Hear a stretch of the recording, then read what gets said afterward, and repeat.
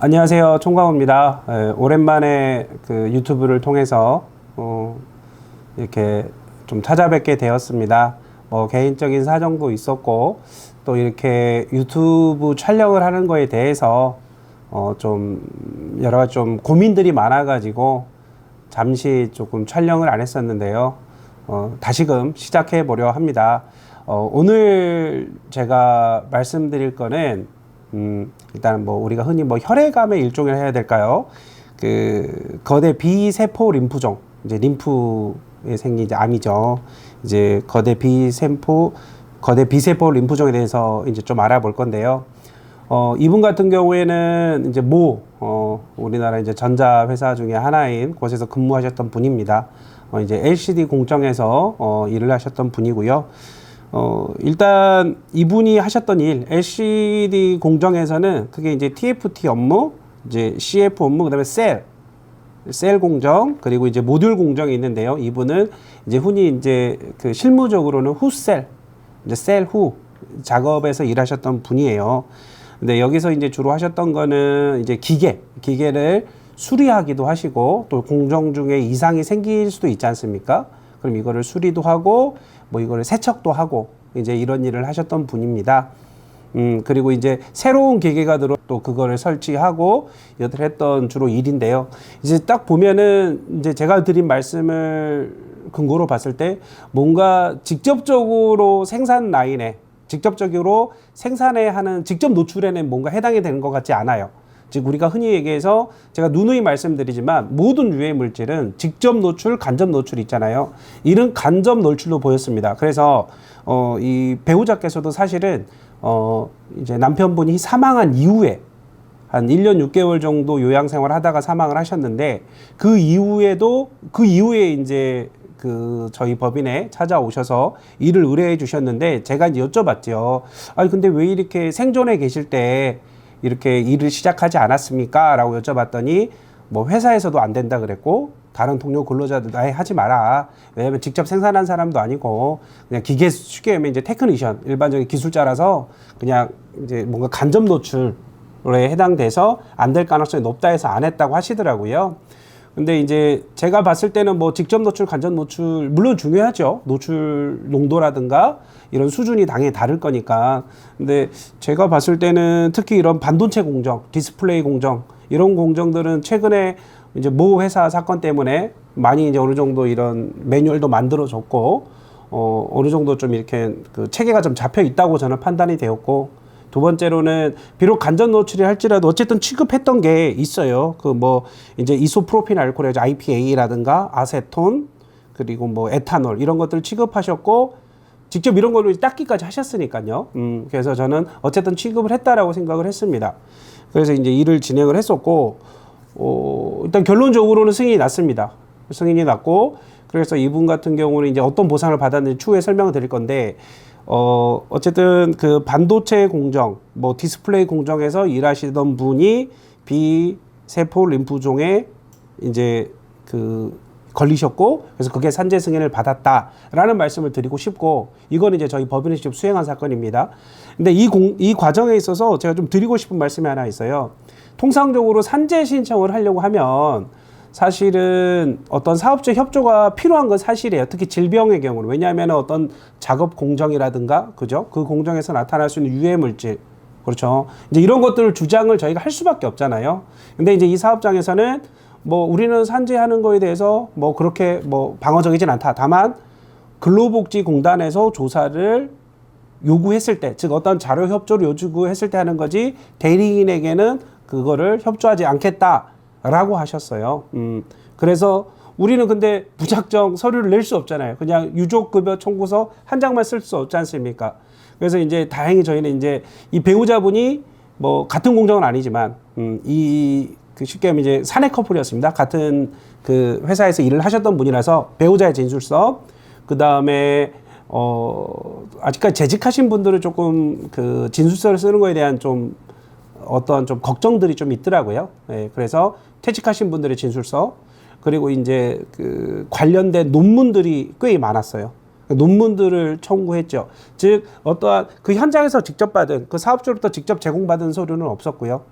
그 유해물질 관련해서는 즉 배우자라든가 동료 근로자의 진술서 그리고 저희들이 첨부했던 논문들을 근거로 해서 저희는 주장을 했습니다. 그래서 다행히 그게 받아들여져서 승인이 났었고요.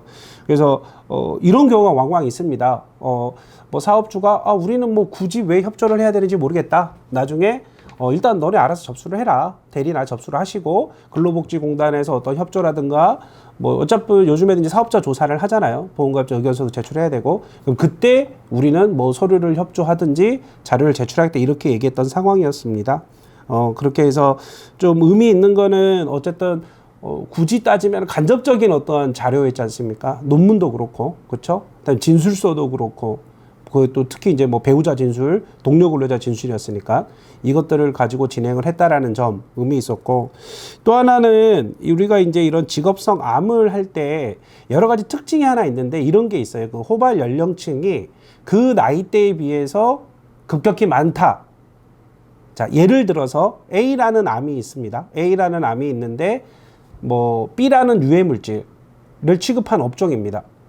근데 보통 예를 들어서 30대에는 그 암의 뭐 유병률이 뭐 예를 들면 0.5%밖에 안 되는데 이 업종을 하신 분들은 이게 그 0.5% 훨씬 상회하는 거죠. 그래서 더 높은 거예요. 그래서 이분 같은 경우도 호발 연령을 봤을 때 30대였거든요. 그래서 그때 비했을 때 좀 낮음에도 불구하고 이 암이 걸렸다는 거는 직업적 요인이 가능하다. 이건 이제 직업성 암의 특징 중에 하나예요. 예, 우리가 직업성 암을 판단할 때 이제 이런 것들을 주장을 했고요. 이제 두 번째로 말씀드리고 싶은 거는 이분이 이제 어떤 보상을 받았느냐가 중요할 거잖아요. 그래서 나이도 되게 젊으셨어요. 아이도 이제 되게 어렸고. 그래서 좀 되게 마음이 사실은 좀 무거운 사건 중에 하나였어요.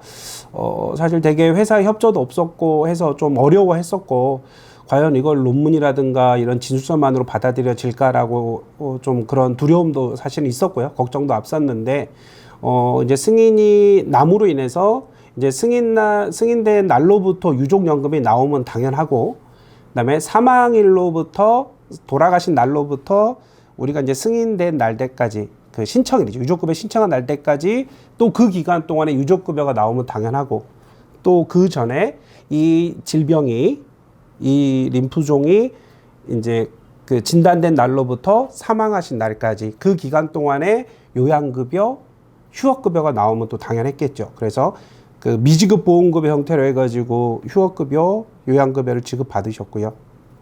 그 다음에 그 돌아가신 날로부터 해서 소급해서 유족급여 받으셨고 현재도 유족급여를 받고 계시고 그래서 뭐 사실 저희들의 보람이라 하면 물론 산재가 예방되는 게 뭐 제일 좋겠죠. 우리 노동자들의 건강이라든가 이런 걸 생각했을 때는 예방되는 게 제일 중요한데 어쨌든 어떤 사고라든가 질병에 이완됐다라고 하면 법에 규정되어 있는 우리 산재법에 규정되어 있는 보상은 받으시는 게 맞다라고 보고 그거를 위해서 또 저희가 존재하는데 다행히 산재가 승인이 나서 유족급여가 유족보상 청구가 승인이 나서 이제는 이 배우자분이 평생 유족연금을 받을 수 있게 되었고 그 연금으로 자녀를 키우는 데 좀 도움이 될 것 같다는 생각에 되게 뿌듯했고요. 결론적으로 말씀드리면 이런 반도체 공정이라든가 디스플레이 공정에서 혈액에 관련된 림프절 이런 그 질병 같은 경우에는 좀 산재를 충분히 해볼 수는 있습니다. 다만 이게 너무 전문적인 거잖아요. 너무 전문적인 공정이고 사실 너무 방대하고 사실은 네 그래서 조금 처음 시작할 때 되게 좀 막막했습니다. 예. 근데 하다 보니 좀 뭔가 길이 보였고 차근차근 해나가다 보니 좀 좋은 결과가 있었던 것 같아요. 그래서 혹시 지금 이 유튜브 영상을 보고 계신 분들은 당연히 이제 찾아보신 거겠죠. 본인이 이런 질병이 이완됐기 때문에 이게 산재가 될까 궁금해서 찾아보셔서 지금 이 영상을 보고 계실 텐데 어쨌든 좀 그쪽 직종에 종사하셨다라면은 충분한 문의를 주신다면 한번 상담을 제대로 받아보시고 좀 잘 준비를 해서 좀 좋은 결과가 있길 바라고요. 어쨌든 우리 반도체 공정, 디스플레이 공정 이제 눈에 잘 보이지 않잖아요. 그런 유해 물질들 이런 것들을 함에 있어서 취급했던 분들이 이런 암에 그 이완되는 경우가 많습니다. 그래서 좀 기회가 된다라면은 이런 공정에서 발생할 수 있는 직업병에 대해서도 한번 정리를 해서 이렇게 영상을 좀 촬영할 좀 기회를 마련해 보도록 하겠습니다. 어쨌든 짧지만 시청해 주셔서 감사하고요. 다음에는 더 좋은 내용으로 찾아뵙도록 하겠습니다. 고맙습니다.